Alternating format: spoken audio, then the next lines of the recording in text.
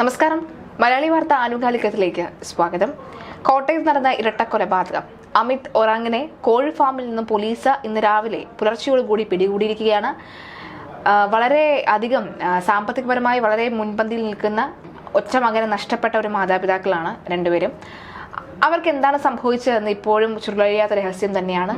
ഉടനെ തന്നെ പോലീസ് ഈ കൊലപാതകയെ പിടികൂടുന്നുണ്ട്. അത് വളരെ മികച്ച കാര്യം. CBI എത്തുന്നു എന്നൊക്കെ അടക്കമുള്ള പല കാര്യങ്ങളും വരുന്നുണ്ട്. എന്താണ് സത്യത്തിൽ ഈ കോട്ടയത്ത് സംഭവിച്ചത്? തിങ്കളാഴ്ച രാത്രി എന്ന് പറയാൻ പറ്റില്ല, ചൊവ്വാഴ്ച ഇന്നലെ ഏകദേശം 12:30 കൂടിയിട്ടാണ് കൊലപാതകം നടന്നിരിക്കുന്നതാണ് പോലീസ് അടക്കം പറയുന്നത്.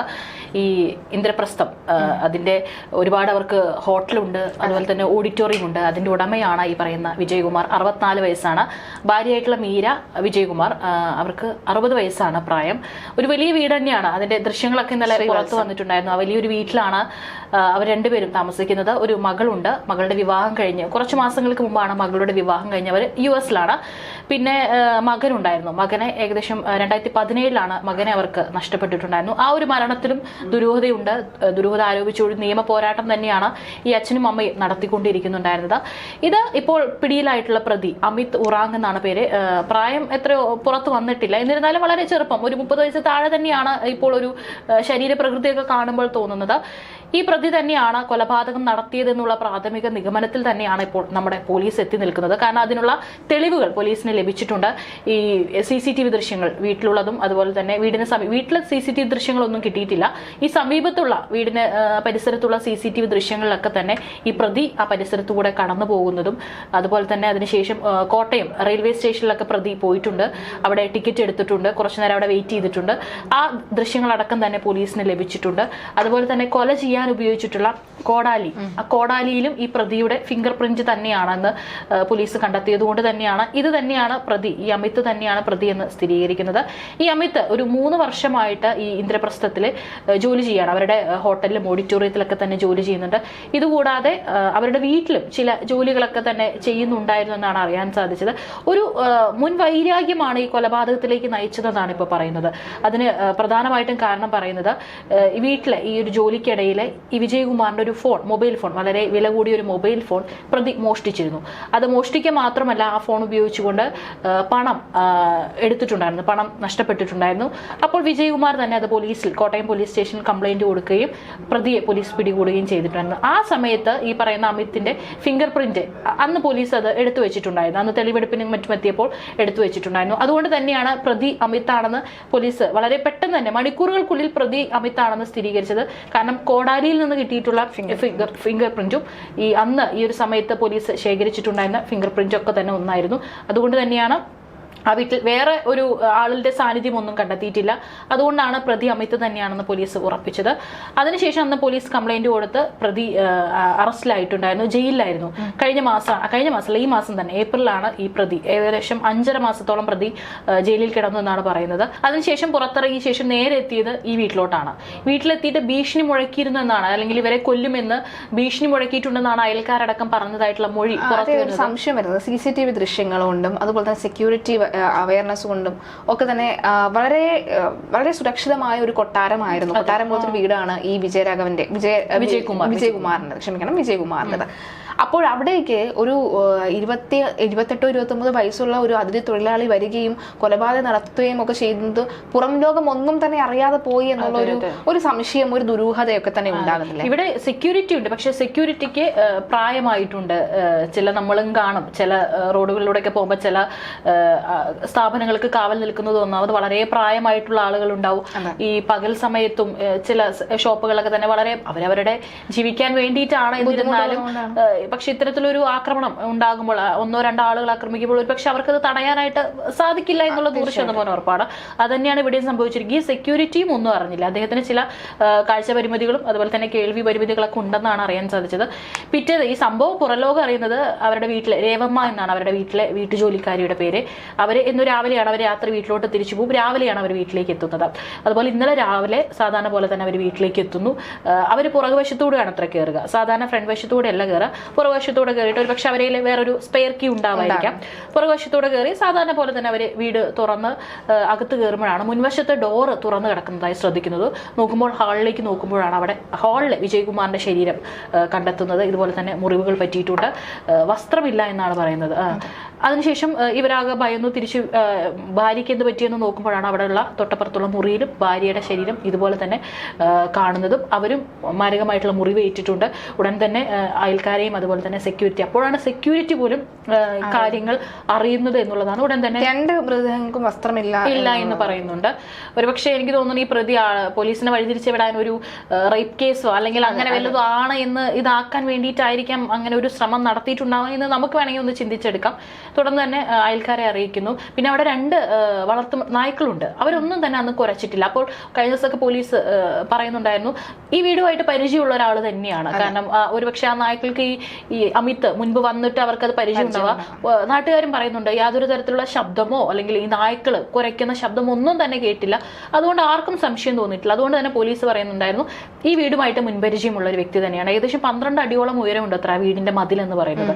അപ്പോൾ അതിനെ കുറിച്ചിട്ടും കൃത്യമായിട്ട് അറിയാവുന്ന ഒരാൾ തന്നെ. കൂടാതെ ആ വീട്ടിൽ നിന്നും ഒന്നും മോഷണം പോയിട്ടില്ല. മോഷണം പോയിരിക്കുന്നത് ഇവരുടെ മൊബൈൽ ഫോൺ പോയിട്ടുണ്ടെന്ന് പറയുന്നു. പിന്നെ CCTVന്റെ ഹാർഡ്വെയർ ഇതൊക്കെ ശേഖരിച്ചിട്ടുള്ള അത് മാത്രമേ പോയിട്ടുള്ളൂ. വേറൊരു പൈസയോ അതുപോലെ തന്നെ ഇവരുടെ ദേഹത്തുണ്ടായിരുന്ന സ്വർണ്ണമോ ഒന്നും തന്നെ നഷ്ടപ്പെട്ടിട്ടില്ല. അതുകൊണ്ട് പോലീസ് വലിയൊരു ഗ്യാങ് അല്ല, അല്ലെങ്കിൽ വലിയൊരു ക്രൈം നടത്താൻ വന്ന അല്ലെങ്കിൽ ഒരു മോഷണ ശ്രമത്തിനിടയിൽ നടന്നിട്ടുള്ള ഒരു കൊലപാതകമല്ല എന്നുള്ള നിഗമനത്തിൽ ഇന്നലെ തന്നെ പോലീസ് എത്തിയിട്ടുണ്ടായിരുന്നു. പിന്നെ ഉയരുന്ന ദുരൂഹത എന്ന് പറയുന്നത് ഇപ്പോൾ തൃശ്ശൂർ മാളയിലുള്ള ഒരു കോഴി ഫാമിൽ നിന്നാണ് ഇപ്പോൾ പ്രതിയെ പിടികൂടിയിട്ടുണ്ടായിരുന്നത് എന്നാണ് അറിയാൻ സാധിച്ചത്.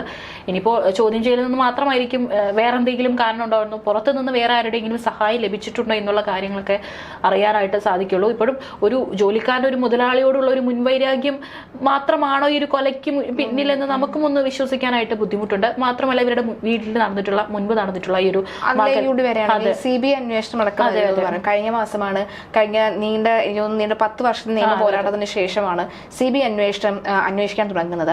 അപ്പോൾ ഈ മകന്റെ കൊലപാതകത്തിന്റെ ഒരു മാഫിയയാണ് ഇതിന് പിന്നിൽ പ്രവർത്തിച്ചെന്നടക്കമുള്ള ആരോപണങ്ങൾ വരുന്നുണ്ട്. അതിനെക്കുറിച്ചുള്ള വിശദീകരണം എങ്ങനെ? 2017 എന്തോണ് മകൻ മരണപ്പെടുന്നത്. അത് ആത്മഹത്യയാണ്. വീട്ടിൽ നിന്ന് സാധാരണ പോലെ തന്നെ അച്ഛന്റെ ഒരു യുവ വ്യവസായി തന്നെയാണ് മകൻ, ഗൗതം എന്നാണ് പേര്. സാധാരണ പോലെ തന്നെ ഒരു പ്രശ്നങ്ങളൊന്നും ഇല്ലാത്തൊരു കുടുംബം. അപ്പോൾ മകൻ അമ്മയോട് പറയാണ് ഞാൻ എൻ്റെ സുഹൃത്ത് വന്നിട്ടുണ്ട്, സുഹൃത്തിനെ കാണാൻ പോകുന്നു എന്ന് പറഞ്ഞുകൊണ്ടാണ് മകൻ ഇറങ്ങുന്നത്. വീട്ടിൽ നിന്ന് ഇറങ്ങി കോട്ടയം റെയിൽവേ സ്റ്റേഷന് സമീപം പിറ്റേന്നാണ് മൃതദേഹം കണ്ടെത്തുന്നത്. ഈ സമയത്ത് കാറുണ്ടായിരുന്നു. കാറിലാണ്, പക്ഷേ പറയുന്നുണ്ട് കാറിൽ ഈ രക്തം തളകെട്ടി കിടക്കുന്നുണ്ടായിരുന്നു. പക്ഷേ മൃതദേഹം കണ്ടത് റെയിൽവേ ട്രാക്കിന് സമീപത്താണ്. അപ്പോൾ പോലീസൊക്കെ തുടക്കത്തിൽ ഇത് സൂയിസൈഡ് തന്നെയാണ്, കാറിനുള്ളിൽ വെച്ച് ഒരു സൂയിസൈഡ് അറ്റംപ്റ്റ് നടത്തിയിട്ട് റെയിൽവേ ട്രാക്കിൽ പോയി കിടന്നതാണെന്നാണ് പോലീസ് അടക്കം പറയുന്നുണ്ടായിരുന്നത്. പക്ഷേ ദേഹത്തൊക്കെ ചില മുറിവുകൾ ഉണ്ടായിരുന്നു. അതുകൊണ്ട് തന്നെ വീട്ടുകാരൊന്നും വിശ്വസിച്ചിരുന്നില്ല. ഒരു ബിസിനസ് ഫാമിലി കൂടിയാണല്ലോ, ശത്രുക്കൾ ഉണ്ടാകാം. അതുകൊണ്ട് തന്നെ അതൊരു കൊലപാതകം തന്നെയാണെന്നാണ് ഈ അച്ഛനും അമ്മയും വിശ്വസിച്ചിരുന്നത്. ഒരു പോരാട്ടം തന്നെ നടത്തി, ക്രൈംബ്രാഞ്ച് അന്വേഷണം വരണം എന്ന് പറഞ്ഞുകൊണ്ട് പോരാട്ടം നടത്തി. ഇപ്പോൾ CBI അന്വേഷണം നടത്താൻ ഉത്തരവിട്ടിട്ടുണ്ടായിരുന്നു. അതിന്റെ അന്വേഷണം നടക്കുന്നതിനിടയിലാണ് ഇപ്പോൾ ഈ ഒരു കൊലപാതകം നടന്നിരിക്കുന്നത്. അതുകൊണ്ട് ഇനി മകന്റെ ഈ ഒരു ഇതിന് പിന്നിൽ ആരെങ്കിലും ഉണ്ടെങ്കിൽ അത് പുറത്ത് വരാതിരിക്കാൻ ഉള്ള ഒരു അവരുടെ തന്നെ ഒരു പിന്നിലുള്ള ഒരു കറുത്ത കരങ്ങൾ തന്നെയാണോ ഇപ്പോൾ ഇതിന് പിന്നിൽ എന്നുള്ള സംശയമുണ്ട്. പക്ഷെ ഇപ്പോൾ തെളിവൊക്കെ ഈ അമിത്തിന് ഇപ്പോൾ എതിരായിട്ട് തെളിവുകൾ കിട്ടിയിട്ടുണ്ട്. പിന്നെ ഈ ഒരു അമ്മ മീര അമ്മ ഒരു ഡോക്ടറാണ്. പക്ഷെ മകന്റെ മരണശേഷം അവർ എവിടേക്കും പുറത്തൊന്നും പോയില്ലായിരുന്നു അത്ര. ഒരു പൊതുപരിപാടികളിലൊന്നും തന്നെ പങ്കെടുക്കുന്നില്ല. മകളുടെ വിവാഹത്തിന് ഓഡിറ്റോറിയത്തിലേക്കും അമ്മ എത്തിയിട്ടില്ലെന്നാണ് റിപ്പോർട്ടുകൾ പുറത്തു വരുന്നത്. ഇവരുടെ ഓഡിറ്റോറിയത്തിൽ വെച്ച് തന്നെയായിരുന്നു വിവാഹം നടന്നത്. പക്ഷെ അമ്മ ആ ഒരു പരിപാടിയിലും വന്നിട്ടുണ്ടായിരുന്നില്ല എന്നാണ് അറിയാൻ സാധിച്ചത്. പിന്നെ ഈ വിജയകുമാറെ സംബന്ധിച്ചു, അദ്ദേഹം കഴിഞ്ഞ മറ്റേ കുംഭമേള നടക്കുന്ന സമയത്ത് അവിടേക്ക് പോയിട്ടുണ്ടായിരുന്നു. ഒറ്റയ്ക്കാണ് യാത്ര നടത്തിയത്. അത് പോയി വന്ന ശേഷമൊക്കെ സുഹൃത്തുക്കളോടൊക്കെ യാത്രയെ കുറിച്ച് പറയുന്നുണ്ടായിരുന്നു. ഫ്ലൈറ്റിൽ പോയി, പിന്നെ അവിടുന്ന് കാറിലും ബൈക്കിലൊക്കെ ആയിട്ട് യാത്ര പോയി. ഒറ്റയ്ക്ക് തന്നെയായിരുന്നു യാത്ര നടത്തിയിട്ടുണ്ടായിരുന്നത്. പിന്നെ അദ്ദേഹത്തിന്റെ ഇന്നലെ ഒരു റിപ്പോർട്ട് ഉണ്ടായിരുന്നു, ഇപ്പോൾ ഇന്നൊരു റിപ്പോർട്ട് വന്നിട്ടുണ്ടായിരുന്നു. അദ്ദേഹത്തിന്റെ ഒരു പാഴ്സല് ഇവിടെ മരണം നടന്ന് പോലീസ് ഇവിടെ അന്വേഷിക്കുകയാണ്, തെളിവുകളൊക്കെ ശേഖരിക്കുന്നതിനിടയിൽ ഒരു പാഴ്സൽ ആ വീട്ടിലോട്ട് എത്തുകയാണ്. അപ്പോൾ ഇദ്ദേഹം ഓർഡർ ചെയ്തിട്ടുള്ളതാണ് ഒരു ഷർട്ടാണത്, ഒരു ഹാഫ് സ്ലീവ് ഷർട്ടാണ്. അപ്പോൾ അദ്ദേഹത്തിന്റെ ജീവനക്കാരനായിട്ടുള്ള ഒരു ശ്യാം എന്ന് പറയുന്ന ഒരു വ്യക്തിയാണ്. അപ്പോൾ കൊറിയർ കൊണ്ടുവരാൻ ആൾ വന്നിട്ട് വീണ്ടും അഡ്രസ്സ് ഇതല്ലേ എന്ന് ചോദിക്കുന്നു. അപ്പോൾ ആണ്, പക്ഷേ ഈ വ്യക്തി ഇല്ല എന്ന് പറയുമ്പോഴേക്കും OTPയുടെ ആവശ്യമില്ല, നിങ്ങൾ കവർ വെച്ചോ എന്ന് പറഞ്ഞുകൊണ്ട് ഈ കൊറിയർ കൊടുത്തിട്ട് പോവുകയാണ്. അപ്പോൾ അതിൽ പേരുള്ള അഡ്രസ്സിൽ ഒരു ഷർട്ടാണ് അത്ര അദ്ദേഹം ഓർഡർ ചെയ്തിട്ടുണ്ടായിരുന്നത് കുറച്ച് ദിവസങ്ങൾക്ക് മുൻപ്. ഏതായാലും അദ്ദേഹം കുറേ കാലം പ്രവാസിയായിരുന്നു. അതിനുശേഷമാണ് നാട്ടിലേക്ക് വന്നിട്ട് ഇത്തരത്തിൽ ഓഡിറ്റോറിയം ഹോട്ടലൊക്കെ തുടങ്ങി. നാട്ടുകാർക്കൊക്കെ തന്നെ അദ്ദേഹത്തെക്കുറിച്ച് നല്ലതാണ് പറയാനുള്ളത്. വളരെ സൗഹൃദപരമായിട്ടായിരുന്നു നാട്ടുകാരോടൊക്കെ തന്നെ പെരുമാറുന്നുണ്ടായിരുന്നത്. ഏതായാലും ഇത് തന്നെയാണോ ഇനിയിപ്പോൾ ഈ ഒരു കൊലപാതകത്തിന് പിന്നിലുള്ളത് എന്നാണ് സംശയിക്കേണ്ടത്. പോലീസ് ധൃതിപ്പെട്ടിട്ട് ഇപ്പോൾ ഈ ഒരു പ്രതിയെ പിടികൂടിയതാണ്. ഞാനൊരു റിപ്പോർട്ട് കണ്ടപ്പോൾ ജിഷയുടെ വധക്കേസിലും അമീർ എന്ന് പറയുന്ന വ്യക്തിയാണ് പിടികൂടിയിട്ടുണ്ടായത്. പക്ഷെ അമീർ അല്ല ഈ ഒരു ഇത് ചെയ്തിരിക്കുന്നത് എന്നുള്ള ചില ഒരു ദുരൂഹതകൾ 2 ഭാഗങ്ങളായിട്ട് റിപ്പോർട്ടുകൾ അല്ലെങ്കിൽ ദുരൂഹതകൾ അന്ന് പുറത്തു വന്നിട്ടുണ്ടായിരുന്നു. ഇപ്പോൾ ഈ ഒരു കാര്യത്തിലും സംശയമുണ്ട്. സംശയം വരാനുള്ള പ്രധാന കാരണം ഇവരുടെ മകന്റെ മരണം CBI അന്വേഷിക്കുന്നു. അപ്പോൾ ആ ഒരു മാസം തികയുമ്പോഴാണ് അച്ഛനും അമ്മയും ഇതുപോലെ തന്നെ ദുരൂഹ സാഹചര്യത്തിൽ കൊലപ്പെടുന്നത്.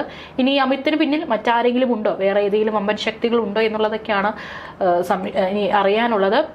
അതുപോലെ തന്നെ CCTV ദൃശ്യങ്ങൾ, വീട്ടിലുള്ള CCTV ദൃശ്യങ്ങൾ കിട്ടിയിട്ടില്ല എന്ന് പറയുന്നുണ്ട്. ഇനി പ്രതിയുടെ കയ്യിലുണ്ടായിരിക്കണം. അത് പരിശോധിക്കേണ്ടിയിരിക്കുന്നു. അപ്പോൾ മാത്രമായിരിക്കും വേറെ ആർക്കെങ്കിലും സഹായം ലഭിച്ചിട്ടുണ്ടോ എന്നറിയാം. പിന്നെ ഇനി പോസ്റ്റ്മോർട്ടം റിപ്പോർട്ട് വരാനുണ്ട്.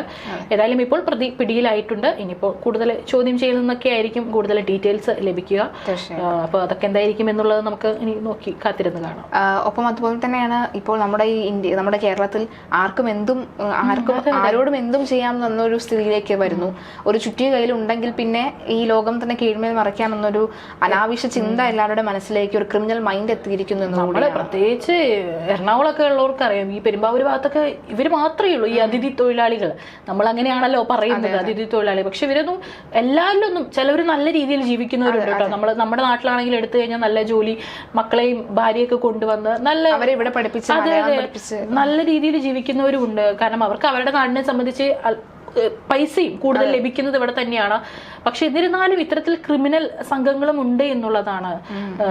നമ്മൾ തന്നെ ചിലപ്പോൾ നടന്നു പോകുമ്പോൾ ചിലരുടെയൊക്കെ നോട്ടവും ഭാവമൊക്കെ കാണുമ്പോൾ തന്നെ നമുക്ക് തന്നെ ഒരു ഭയം തോന്നാം. കാരണം അവരുടെ ഒരു ക്രിമിനൽ മൈൻഡ് തന്നെ എല്ലാവരുടെയും അല്ല, ഇത്തരത്തിലുള്ള ആളുകളുടെയൊക്കെ ചില ആളുകളുടെ ഒരു ക്രിമിനൽ മൈൻഡ് അവരുടെ സ്വന്തം നാട്ടിൽ ഇത്തരത്തിൽ ക്രിമിനൽ ക്രൈം ചെയ്തിട്ട് വന്ന് ഒളിച്ചു താമസിക്കാൻ പറ്റിയൊരു ഇടമായി കേരളം മാറിയിരിക്കുന്നു. കാരണം ഇവർക്ക് ഇവിടെ ജോലിയും ഉണ്ട്. അതുപോലെ തന്നെ മലയാളികൾ പോലും എടുക്കാൻ മടിക്കുന്ന പല ജോലികളും ഇവർ ചെയ്യുന്നുണ്ട്, പൈസയും കിട്ടുന്നുണ്ട് അതിനനുസരിച്ചിട്ട്. പിന്നെ ഈ പറയുന്ന പോലെ ഇവർക്ക് നല്ലൊരു സ്ഥലമാണ് കേരളം എന്ന് പറഞ്ഞാലും. പക്ഷേ ഇത് തടയേണ്ടിയിരിക്കുന്നു അല്ലേ? അല്ലെങ്കിൽ ഈ പറയുന്ന പോലെ കൃത്യമായിട്ട് ഇവരുടെയൊക്കെ രേഖകൾ ഇതൊക്കെ തന്നെ സത്യമാണോ, ശരിക്കുമുള്ള രേഖകളൊക്കെ തന്നെയാണോ എന്ന് കൃത്യമായിട്ട് തന്നെ നമുക്കത് ചെക്ക് ചെയ്യേണ്ടിയിരിക്കുന്നു. മാത്രമല്ല ഇനി ഈ അതിഥി തൊഴിലാളികളുടെ തലയിലിട്ടിട്ട് മറ്റ് ആരെങ്കിലും ഒക്കെ തന്നെ മറ്റു മലയാളികൾ ഒരുപക്ഷെ ഇതിന് പിന്നിൽ ഒളിഞ്ഞിരിപ്പുണ്ടോ എന്ന് കൂടി അറിയേണ്ടതുണ്ട്. എന്തായാലും ഈ ഒരു വിഷയത്തിൽ, ഈ ഒരു കേസുമായി ബന്ധപ്പെട്ട് ഇന്ന് ഏറ്റവും പ്രധാനപ്പെട്ട 2 വിഷയമാണ് വന്നിരിക്കുന്നത്. ഒന്ന് കശ്മീരിൽ നടന്ന ഭീകരാക്രമണം, മറ്റൊന്ന് ഈ കോട്ടയത്തെ ഇരട്ട കൊലപാതകം. എന്തായാലും വരും ദിവസങ്ങളിൽ ഇതുമായി ബന്ധപ്പെട്ട് കൂടുതൽ വാർത്തകൾ വരും. അത് നമ്മൾ അപ്ഡേറ്റ് ചെയ്യുന്നതായിരിക്കും. അതുവരേക്കും നമസ്കാരം.